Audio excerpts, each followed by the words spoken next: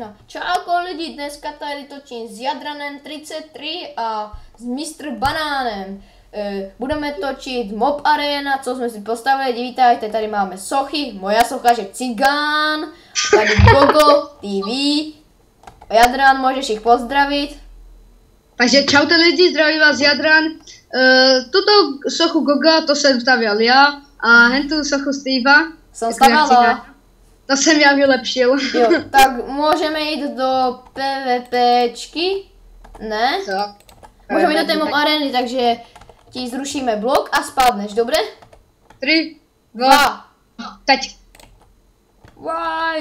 Ty jsi sporto! Ty puta!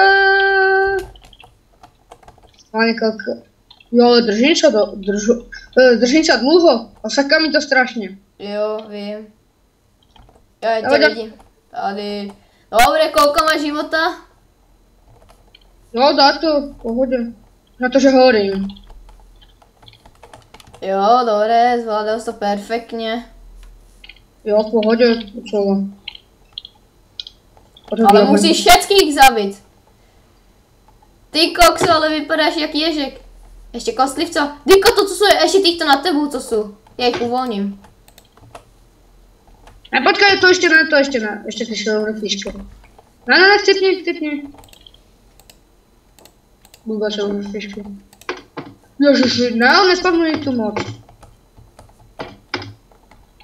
A všetky spadly. Útok na něho. Dobrá, ale už tu věc nespavnuj, lebo... Jo. Ani... Takže můžeme tento díl ukončit, ne?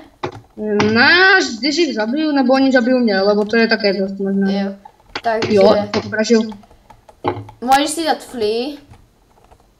Jo, já to prežil, takže... Tak toho ne. No. Daj si flea. Dobré. Dobré, takže čauko lidi. Takže čuste lidi, nepozdravíš jich? Jo, takže čaute lidi, uvidíme se u dalšího díla. Čuste.